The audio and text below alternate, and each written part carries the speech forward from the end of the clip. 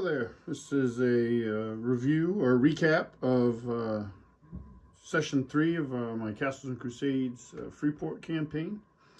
We had the return of all 3 players. So we had the characters Liam, Fenris, and Mercer back in the game.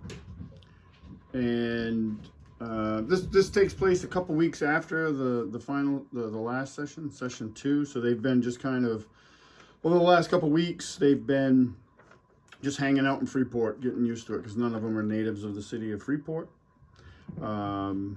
They've kind of made a temporary home at the Doxy's Lap, which in the Freeport setting, it's in the setting. It's not given a ton of detail, so it's kind of became a, in our game, it's a tavern inn slash house of ill repute, which Mercer in particular is a big fan of. So they're there. They're spending their nights drinking. They have a bit of coin from their earlier exploits, and they've met over the course of these last couple weeks a guy named Beetle, and this night Beetle offers them a job, and he says that he wants them to break into the municipal auction house, which is located in the warehouse district, and steal a particular box that belongs to the Norbertal estate. And if they can get that box, he has a buyer for it. He won't tell them who the buyer is or what's in the box, but he makes a deal with them to do that. We did a little bit of bookkeeping before at the beginning, where the characters, the players wanted to get some new equipment and stuff for their characters, and in particular, Fenris upgraded. He's the fighter of the group, so he upgraded his armor to chainmail, which is probably as heavy as he wants to go in Freeport. Like, regular heavy armor isn't that readily available because it is in a tropical type setting, so it's just not common here. But chainmail, he got chainmail and some other stuff. In particular, item that he bought, which was hilarious, is he bought a really gaudy wizard hat to wear. You know, he's a fighter, mind you, but he bought that. He hopes he can use that as maybe as a distraction. So, because in the battle that they fought in the Temple of the Unspeakable One, he got held right off the bat by the caster. The caster saw him, took him as a threat, which he was, and cast I think his whole person on him, and it worked, and he was held for quite a bit before he could actually do anything. So he's got this gaudy hat, which was pretty funny. It was a surprise. My cousin Dan plays Fenris, and he did a great job with him, and we just thought that was hilarious, and really kind of, there's some other moments that'll come out in the game for him and some other characters that really are starting to help shape their characters, at least in my head. So they agree to this. They do some bargaining, and get, at first Beetle offers them like 20%, and they get that up to 50%, and he's telling them he can get at least 1,000 gold pieces for this box, at least. So they're like, okay, we'll do it. So they leave. It's early evening. They leave. They go to the warehouse district, which is mostly abandoned at this time of day. There's guards and stuff, and watch patrols, but there's no like work activity to really speak of. They find the auction house relatively easily, and it is, it kind of looks like a prison. It's got a wall around it. It's got guards. It's got a stone wall. The building's like this squat, like bunker type building with no windows, just one door in, one door out. That's it. So they case the building, and they see all this, and then they decide that, well, we got to get over the wall. Can't go in the front entrance. Maybe there's something on the roof. So Liam gets up on the wall. He climbs up there with little trouble. Mercer tries, fails badly, but Liam gets up there, and he can see that the roof is flat. And so he ties a rope off, and they're trying to decide what they're going to do next and how they're going to proceed. And coming from around the corner, they can see torchlight coming, or lantern light. And so they know like the outside courtyard is patrolled now. So Liam makes the decision that he's going to try to jump from the wall to the roof. It's about 10 feet away. So he does that. He rolls poorly, but not poorly enough to fail. So I kind of described it as like he did the Tom Cruise, and if you've ever seen that video of him jumping from one building to the next like a lunatic, and he smashes his foot, ankle, or whatever. Liam does that, bashes his shin pretty hard, rolls onto the roof in complete pain. The Fenris and Mercer have no idea. There was no communication. They have no idea what's going on. They just all of a sudden see Liam leap from the wall, and that's it. And they're like, oh, I don't know what he's doing. So he does, Mercer uses the rope to get to the top. And he ends up, I don't remember, he ends up using the Dimension Door wand, which I'd actually forgotten all about that I'd given him. It had been a little bit since we played, but they'd gotten this wand that casts Dimension Door, and Liam uses that. He sees, let me back that up a little bit. Mercer's on the wall, excuse me, and while he's on the wall, the patrol is going around. Fenris goes to the front. This was brilliant. Fenris goes to the front, and completely like out of the blue, there was no discussion amongst the players for this. Dan just decided that's what Fenris was going to do, and it was awesome. So he goes to the front door and starts beating on it and acting like he's intoxicated and calling out for different women, you know, the girl, and he knows they're in there. And so he kind of engages the guards, and the two guards that are patrolling the inner courtyard, they go to the front door to see what's going on. So that distracts them. So Mercer up on the wall sees Liam on the roof moving to the front to see what the heck's going on, and he uses Dimension Door and bam, appears next to him and gets him onto the roof with less discomfort than Liam experienced. So while Fenris is causing a huge distraction out front, which is working really well, they have found like a roof vent hatch, and they're going to get access to that. They look in, and it's dark in there. There's a little bit of like moonlight going in, but it's not well lit at all. So Liam assumes that it's, you know, maybe not that far to the ground. It was kind of interesting how that played out. I didn't give him much info to go on other than it's kind of dark in there. And he drops in and then realizes his mistake, that he's about 20 feet off the ground.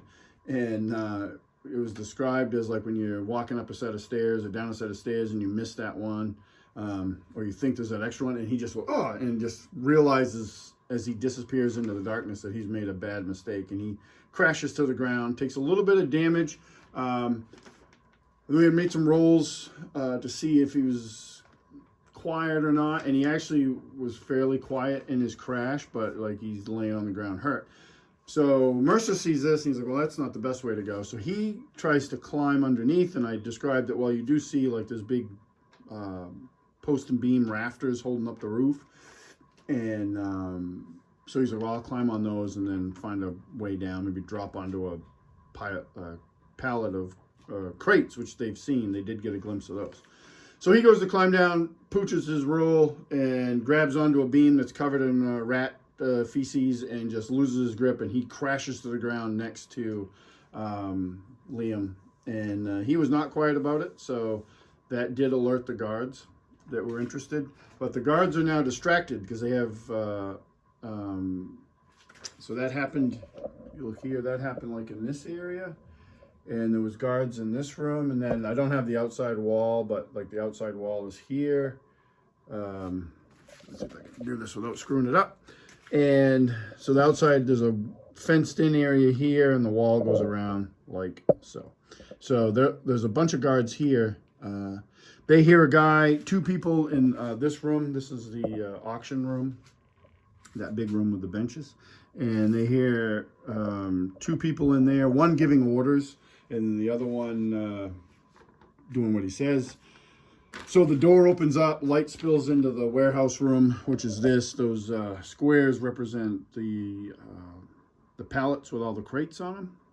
And the two in there, Liam and Mercer, they hide and trying to avoid being caught. Fenris continues to be a distraction out front, and it gets more animated, and it was really well played. and which really worked well for quite a while. Eventually, more guards funnel into the warehouse room. They hear noises and stuff, and one of them spots Mercer trying to get out of the way of the light coming out of this door, and so more guards funnel in there. I think there's 6 total guards plus like a watch sergeant, and they're searching around. And Mercer uses Dimension Door wand again and gets up on top of the tallest pile of crates, which was this one here. And so he's just watching, and all the guards are like milling around beneath him. Liam is hiding in a loose crate over here, a big crate that was large enough to hold, he could get inside of, that happened to be empty. One of the guards goes over here, and it's kind of dark over there, but there's a little bit of light. And Mercer hears him like kind of like a short, quick cry, and then nothing. So he's under the assumption that something happened to that guard. He's not sure what. But as the guards search, he sees eventually coming out of this corner as the guards go over there to see what's going on. Now almost all the guards are there except for they've all mingled out there except for a few, I think. But they see coming out of that corner, Mercer sees coming out of that corner like a group of ratmen. So I'm a big fan of Warhammer Skaven. So ratmen make their way into just about every campaign I have in some form or another, even if the players never see them. So these horde of ratmen come out, and the guards actually move to engage with the ratmen, and there's a fight that takes place there. The 2 inside, Mercer and Liam, take advantage of that and begin searching. Liam winds up in this room down here looking around, and the guards get taken out pretty quick. Like, they don't fare very well. And then the party, actually, let me back that up again. The fight with the guards and the ratmen happen, and the guards are getting dropped left and right, and then the party joins in, Mercer and Liam, and I think Fenris eventually actually makes his way in. I may be screwing up the order of this a bit. But they end up defeating the ratmen. There's about 5 of them, 4 or 5 of them. And they start searching this area. Mercer's looking for the crate. They're trying to find the box, so he's searching those. They're not sure which one to search. Liam makes his way down in here. He dabbles with like the door down here and jams it, with Fenris still outside. And then he starts searching these other rooms, and in this corner room over here, he finds a dwarf hiding underneath a desk. And the dwarf is a dwarf named Krask, and he's in charge of the auction house. He's the auctioneer. He's hiding under a desk. He provides no resistance, and Liam knocks him out and ties him up, and then searches the room, finds some coin and a manifest. So they start going to look. The other room's a meeting room. It's got a bunch of stuff in it that they couldn't sell, and there's nothing really of note in there. So they go back in and they do a little bit of a search, and they realize that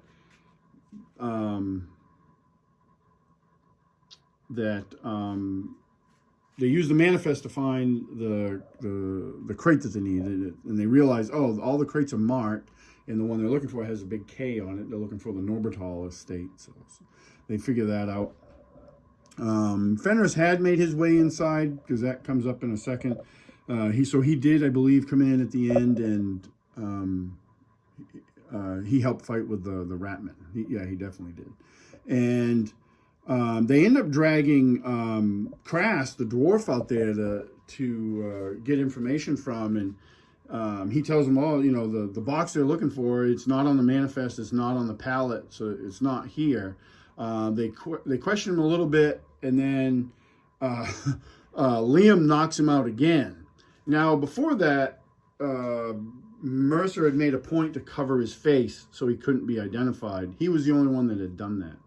So this is kind of an interesting pivotal point here. He knocks him out, and then there's a debate on what to do with him. And Mercer's of the mind, he can identify you guys, And at one point, they heard the watch sergeant, the guard sergeant, like he was calling, like modern day, like he was calling for backup, like he was yelling. They couldn't see him, but he was yelling. He's like, we need help at the municipal auction house. We need help. And they were like, nah, maybe. Fenris, I think, was very suspicious of that. I know Dan was, and he was like, oh, maybe something's going on. So ultimately, they're trying to decide what to do with Crass, because he can identify Fenris and Liam. So there's a little bit of not a debate, there's a little bit of pondering, and the guys can chime in when they see the video and what their character's doing. But ultimately, Mercer murders that guy. He cuts his throat with one of the, I described one of the attacks on the guardsman getting hit with like this really crude, like throwing star thing right in the face, and it killed him. And that's one of the first things Mercer had seen when the Ratmen came out, was a guard underneath where he was hiding got hit with one of those. And so Mercer decides to murder him. One of the things that did happen right before that, though, is Mercer had left a message written on the wall about, I think it was something along the lines of, you thank us for taking out these Ratmen or whatever, the Gray Fox, or I think that was the nickname he came up with. He'll chime in. Left that on the wall. But he ultimately decides to murder that guy. So we're having a little bit of out of character discussion now on what the repercussions, like alignment, why should be. He's a neutral aligned character, and obviously that's a little bit of a shift to evil. So I don't know if he'll go straight to neutral evil or if it'll happen in degrees. If you have any thoughts on that, post them. I'd be interested in hearing it. But it's definitely an evil act. Like over, and the other players are like, are we doing this now? But so they start to hear a bit of a commotion after, because all of this takes time. The searching takes time and all that. So they start to hear a little bit of a commotion coming, because all these doors are wide open all the way out to the street. So they hear commotion coming from outside. They're like, we need to get out of here. And they end up fleeing through the sewer, which they spend a few hours down there. It's a sewer and it's a maze. They don't have any idea where they're going. So they emerge basically the next morning. They finally find an exit that they can get out of. They emerge in the docks district still. But most of the night has passed, and they're completely filthy. They're tired. They're completely filthy from head to toe. So they return to the Doxy's lap, where they're promptly ushered into the bath rooms, and their clothes are all burned. And Doxy, who runs the place, has some clothes lying around left by previous customers for whatever reason, and they get suited up. They were supposed to meet Beetle when they got the box at a place called, at a tavern called the Chum House, which is actually located in Scurvy Town, which is another district in the city of Freeport. And Scurvy Town is the ghetto, like big time. And they've never been there before. They may have heard of it, a little bit about it, but they have definitely not gone there. But they go there. They find the Chum House. It's this old warehouse at the end of one of a short pier in Scurvy Town. It's a complete and total dive. And they end up talking to the owner of it. It's closed, but they wait around until the owner shows up, and they talk to him for a bit. And he knows Beetle. He's actually not happy with Beetle because he'd gotten Beetle a job, and Beetle never showed up. He was supposed to be there last night. He never showed. And one of the things they noticed about, like, one of the things in the write-up for Scurvy Town is there's anti, like, anybody non-human is not really well received in Scurvy Town. So there's a strong hatred towards, like, orcs and goblins and kobolds, which all live in different areas of Freeport, but it's very human-centric. So one of the issues they have, they don't really have, it's not an issue so much that Mercer is half elven, but he in Castle Crusades, half elves, they can either be lean more towards their elven heritage or their human heritage, and he leans more towards his human heritage, kind of described like Tan is half elven, so he's not really obviously of elven descent, so that doesn't faze them at all. That doesn't get them involved, but they do start to notice like this anti orc and sentiment and stuff, even written on the walls, like on the door to the chum house. It says, you know, humans only, and a few other choice things about other races. So not well received, but they learned from the owner of the chum house that Beetle would stay at a place called Kurgan's Cradle, which is a flop house in the docks district. So they truck back into the docks district, which is busy 24/7, and it's early morning, mid-morning now. Actually, it's probably later than that because they had to wait until the tavern opened up. So it's later in the day. It's like probably like closer to noontime, lunchtime. And they truck over to Kurgan's Cradle. They find this disgusting flop house. They go in. It's a two-story building. All the windows are barred.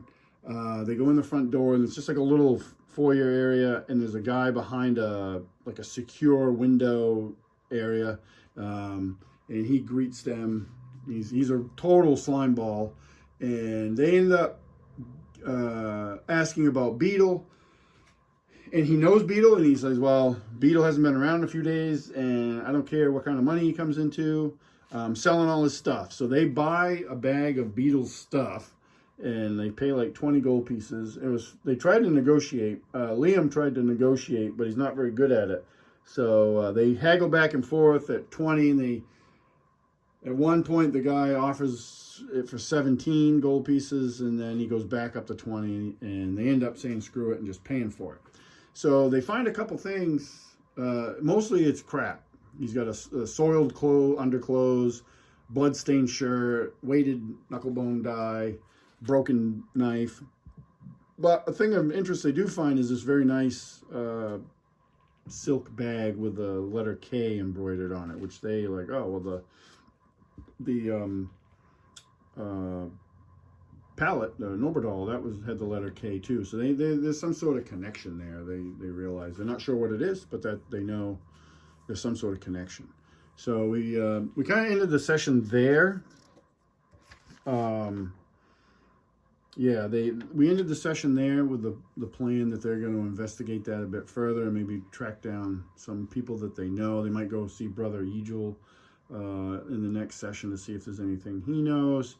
But they're just trying to get a little bit more information. And I have some ideas of what's going to happen in the next session. This adventure, mostly in part, is from the Castles and Crusades compendium that was done for the city of Freeport. There's an adventure in that. I don't remember the name of it right off the top of my head, but the bulk of this adventure is from that. You know, this is all the map here. The board was all built out of that, based on that. Beetle is a character from that. He's in the book too, which is really nice. There's a lot of great reference between, from what I've seen so far, the adventures and then the source book for the city of Freeport. Really nice, really well done. We got to use the map again, which has been really handy in the campaign. But yeah, it was a really good session. I had a lot of fun. It was entertaining. The characters' actions were very entertaining. I got to see get a better idea of like Fenris. I wouldn't say he's a goofball, but he does some goofy stuff. The whole distraction thing was awesome. I mean, it got really involved with some urination and just totally, it did help the party quite a bit. It was a really good idea, like the way he did it, because his character's not built for like doing stealth stuff, and he found a way for his character to be useful, and he was useful because he distracted the bulk of the guards away from Mercer and Liam. I thought that was really cool. Really well role played by Dan. The whole murder thing was really interesting with Mercer. Like that will definitely be something that is important, I think, to the game. Like in his development, we'll see which way that character goes. There was also some like reveal on the inspiration for that character at first anyway is Doc Holliday from the Tombstone movie, and my buddy Dave plays him that way, it's a great character. If you've never seen that movie, you're wrong. So watch that movie. But yeah, he's kind of inspired by Doc Holliday. But yeah, so I think the plan is hopefully next week's 4th of July, so everybody's pretty busy. So the week after that, we're going to come back to this campaign and see what happens next. I appreciate it. appreciate everybody watching. And if you have any, I'd love to hear any comments on what happened, what you think should happen with Mercer and murder and stuff like that. There definitely could be some repercussions for that, both internally with the character and outside. You never know. So, yeah, fire them away. Appreciate them. And thanks for watching.